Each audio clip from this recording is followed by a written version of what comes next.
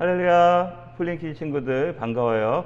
오늘도 목사님과 함께 하나님 말씀 같이 생각해 볼 텐데, 우리 먼저 하나님 찬양한 후에 다시 만나도록 할게요.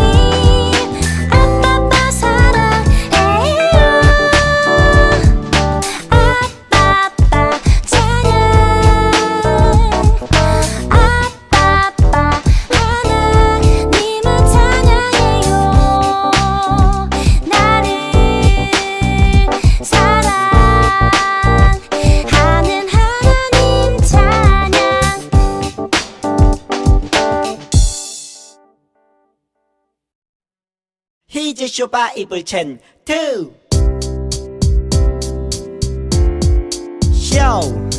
요한일서 5장 14절 요한일서 5장 14절 요한일서 5장 14절 요한일서 5장 외워보자 14절 그를 향하여 우리가 가진 바 담대함이 이것이니 그의 뜻대로 무엇을 구하면 들으심이라 그를 향하여 우리가 가진 바 담대함이 이것이니 그의 뜻대로 무엇을 구하면 들으심이라 그를 향하여 우리가 가진 바 담대함이 이것이니 그의 뜻대로 무엇을 구하면 들으심이라 그를 향하여 우리가 가진 바 담대함이 이것이니 그의 뜻대로 무엇을 구하면 들으심이라 그를 향하여 우리가 가진 바 담대함이 이것이니 그의 뜻대로 무엇을 구하면 들으심이라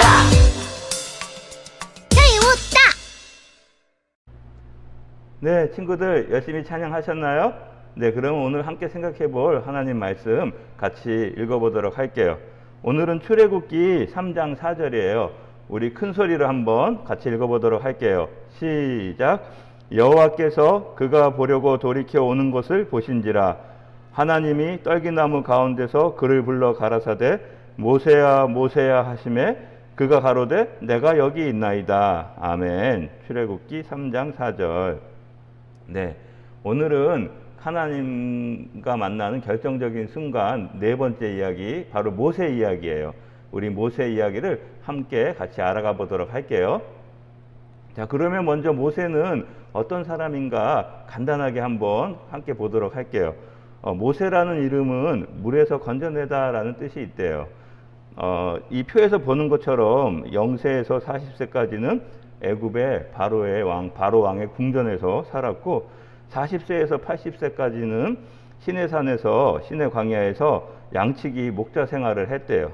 그리고 80살에서 120살까지는 바로 광야에서 40년간 이스라엘 백성을 인도하는 지도자의 삶을 그렇게 살아왔던 그런 모세라고 해요.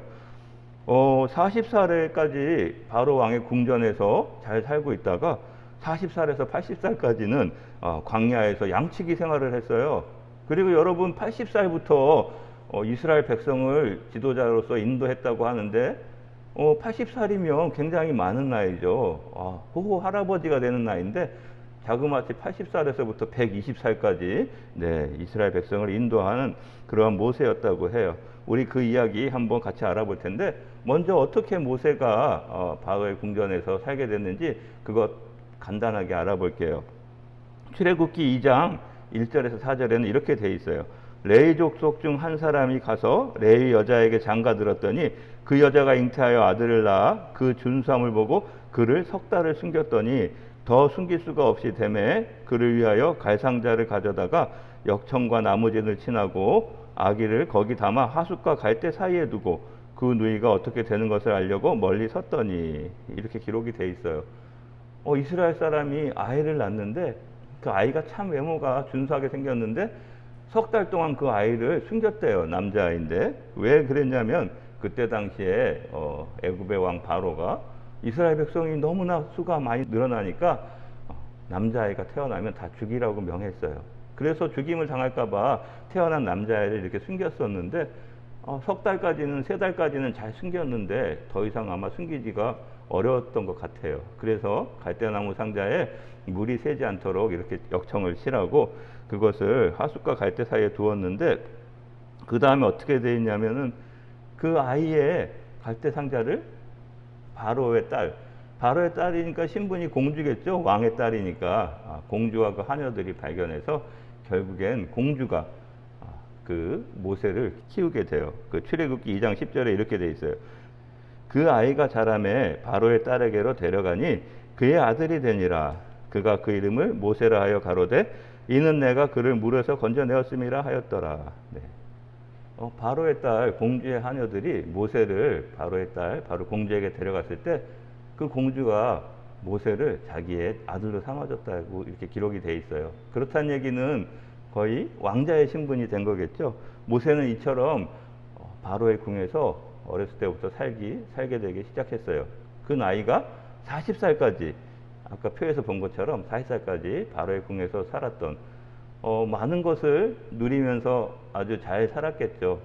그림에서 보면 물에서 건져진 아기 모세, 바로의 딸, 바로 공주에게 전해지는 모세의 모습을 이렇게 그려져 있죠. 궁에서 왕자로서 살아가던 그 모세가 아까 표에서 봤을 때는 40살에 어떠한 일이 생겨서 광야에서 양치기 생활을 80살까지 40년 동안 하게 됐다고 그랬죠. 그것은 바로 모세가 핍박받는 이스라엘 백성을 보고 그를 핍박하는 애굽 사람을 살해하게 되죠. 그래서 살인자의 신분으로 또 잡히면 자기도 목숨을 잃을 수 있기 때문에 광야로 도망갔던 거예요. 그래서 40살부터 80세까지는 광야에서 양치기 생활을 하게 되었어요. 그러던 모세가 80살에 하나님의 백성, 이스라엘 백성을 애굽에서 인도해내는 그 지도자가 되었죠.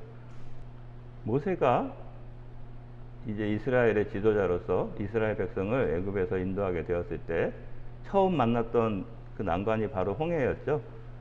그런데 그 하나님 의지해서 손을 들었을 때 홍해가 갈라졌어요. 그리고 이스라엘 백성은 무사히 애굽로부터 벗어나서 잘 탈출을 할 수가 있었죠. 우리 그 장면 그림에서 볼게요. 이렇게 모세가 두 손을 들고 딱 기도드리니까 홍해가 쫙 바다가 갈라져서 이스라엘 백성들이 이 바다를 건너가는 모습을 볼 수가 있어요. 그 장면을 기록된 것 성경 말씀을 같이 볼까요? 출애굽기 14장 9절에서 11절에 이렇게 돼 있어요. 애굽 사람들과 바로의 말들, 병거들과 그 마병과 그 군대가 그들의 뒤를 따라 바알스본 맞은편 비아하롯 곁 해변 그 장막 친데 미치니라. 바로가 가까워 올 때에 이스라엘 자손이 눈을 들어본즉 애굽 사람들이 자기 뒤에 미친지라. 이스라엘 자손이 심히 두려워하여 여호와께 부르짖고 그들이 또 모세에게 이르되 애굽에 매장지가 없으므로 당신이 우리를 이끌어내어 이 광야에서 죽게 하느뇨. 어찌하여 당신이 우리를 애굽에서 이끌어내어 이같이 우리에게 하느뇨. 네, 애굽을 떠나서 나왔는데 모세의 그 말을 듣고 애굽을 나왔는데 바로의 병사가 자신들을 해치기 위해서 이렇게 다가오고 있는 것을 봤을 때 이렇게 이스라엘 백성들이 두려워 떨고 있었어요. 그 장면에서 목사님이 생각하기에 성경에서 가장 멋진 그 성경 말씀 중에 하나라고 생각하는데 모세가 이렇게 얘기를 해요. 출애굽기 14장 13절 14절인데 목사님이 한번 읽어볼게요. 모세가 백성에게 이르되 너희는 두려워 말고 가만히 서서 여호와께서 오늘날 너희를 위하여 행하시는 구원을 보라. 너희가 오늘 본 애굽 사람을 또 다시는 영원히 보지 못하리라. 여호와께서 너희를 위하여 싸우시리니 너희는 가만히 있을지니라. 아멘. 너무나 멋진 이야기죠. 두려움에 떠는 이스라엘 백성에게 모세가 이렇게 이야기를 했어요. 너희는 걱정 말라. 왜 두려워하느냐? 바로 하나님께서 너희를 지켜주시고 너희를 대신해서 싸워주실 것인데 너희가 두려워할 것이 무엇이 있느냐? 너희는 오늘 하나님께서 역사해 주시는 것을 지켜보기만 하라 하는 그런 이야기예요. 예, 모세의 이 하나님을 향한 아주 굳은 믿음과 또 그 믿음 속에서 오는 자신감을 볼 수 있죠. 백성들에게 담대하게 하나님께서 행하신 것을 지켜만 봐라 하고 이렇게 이야기를 하는 거예요. 그리고 그 말씀처럼 홍해를 건너서 이스라엘 백성이 잘 건너가고 또 바로의 군대가 쫓아왔을 때는 갈라졌던 홍해가 다시 합쳐져서 바로의 군대가 다시는 볼 수 없게 되었다는 그런 이야기죠. 또 모세에게 있었던 일 중에 하나, 또 극적인 일 중에 하나를 또 보면 바로 하나님께서 모세를 통하여서 이스라엘 백성에게 십계명을 내려주신 거예요. 광야에서 이렇게 40년 동안 광야 생활을 하는 동안에 하나님께서 모세를 부르셔서 이스라엘 백성이 지켜야 될 것, 바로 십계명을 그 모세를 통하여서 이스라엘 백성에게 알려주었죠. 출애굽기 19장 20절에 여호와께서 시내산 곧 그 산 꼭대기에 강림하시고 그리로 모세를 부르시니 모세가 올라가매. 하나님께서 시내산을 직접 오셔서 모세를 부르셨대요. 하나님은 모세를 직접 만나 주셨어요. 너무나 부럽죠. 모세를 부르셔서 이렇게 말씀하셨다고 해요. 출애굽기 20장 1, 2절에 하나님이 이 모든 말씀으로 일러 가라사대 나는 너를 애굽 땅 종되었던 집에서 인도하여 낸 너의 하나님 여호와로라.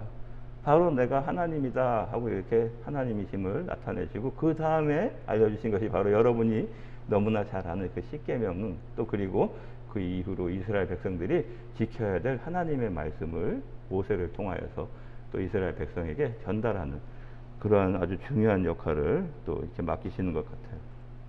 이처럼 모세는 왕자의 신분으로 40년을 살다가 또 살인자며 도망자 그리고 양치기의 신분으로 또 40년, 그래서 80살이 되었을 때 하나님을 만나서 40년 동안 이스라엘의 지도자로서 이렇게 살게 되었어요. 하나님은 정말 모세를 사랑하시고 누구보다 사랑하시고 귀하게 쓰셨던 그러한 모세예요. 성경에는 모세에 대해서 어떻게 기록되어 있나요? 신명기 34장 10절에서 12절이에요. 그 후에는 이스라엘에 모세와 같은 선지자가 일어나지 못하였나니 모세는 여호와께서 대면하여 아시던 자요 여호와께서 그를 애굽 땅에 보내사 바로와 그 모든 신하와 그 온 땅의 모든 이적과 기사와 모든 큰 권능과 위엄을 행하게 하심에 온 이스라엘 목전에서 그것을 행한 자더라. 아멘.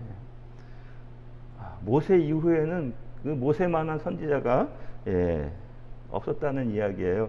그리고 모세는 여호와께서 대면하여 아시던 자, 바로 하나님께서 직접 대면해 주시고 그렇게 아시는, 하나님께서 아시는 내종 모세라고 말씀하시는 그런 모세였다는 거죠. 그리고 하나님께서 그 모세를 애굽 땅에 보내서 그 모세를 통하여서 많은 이적과 능력을 보여주셨던 그러한 모세예요. 너무나 사랑하시고 또 하나님께 너무나 귀하게 쓰임 받았던 그 모세죠. 그 모세가 삶이 도망자, 살인자의 또 양측의 신분에서 이러한 하나님께 크게 사랑받고 쓰임받는 모세가 된 결정적인 순간이 어떤 순간이었을까요? 네, 바로 우리 그 처음에 읽었던 호렙산에서 하나님을 만난 그 모세 이야기인데, 우리 그 성경 말씀 다시 보기 전에 준비된 영상 먼저 보고 또 말씀을 보도록 할게요. 성경 이야기. 모세와 불타는 떨기나무. 이 사람은 모세예요. 모세는 애굽에서 태어난 이스라엘 소년이에요. 당시 애굽은 이스라엘 남자아이는 살 수 없는 때였어요. 왜? 또 이스라엘 사람들은 애굽의 노예였어요. 그러나 하나님은 모세를 향한 특별한 계획을 가지고 계셨어요. 왜? 모세는 어린 시절을 바로의 궁전에서 보냈어요. 성인이 된 모세는 한 가지 큰 실수를 저질렀어요. 바로 왕은 모세가 한 일을 알아내고 모세를 죽이려고 하였어요. 그래서 모세는 애굽에서 도망쳐 미디안이라 불리는 땅에서 살았어요. 하루는 7명의 여자들이 아버지 양들에게 물을 주기 위해 우물로 향했어요. 그런데 어떤 목자들이 여자들을 쫓아내는 거예요. 이 모습을 본 모세가 여자들을 도와줬어요. 사실 이 여자들은 이드로라는 미디안 제사장의 딸들이었어요. 이드로는 모세가 자신의 딸들을 도왔다는 소식을 듣고 모세를 불렀어요. 모세는 이드로와 함께 살기로 약속하고 이드로의 딸들 중 십보라와 결혼했어요. 한편 애굽에서는 늙은 바로 왕이 죽고 새로운 왕이 세워졌어요. 그러나 새로운 왕도 이전처럼 이스라엘 사람들을 괴롭혔어요.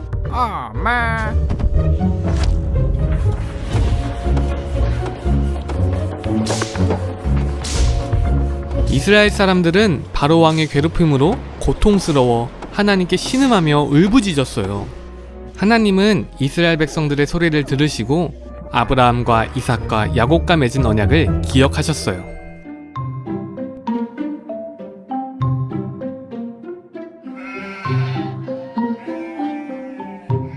어느 날 모세가 이드로의 양떼를 치고 있을 때 하나님의 천사가 불에 타지만 타지 않는 떨기나무 가운데 모세에게 나타났어요.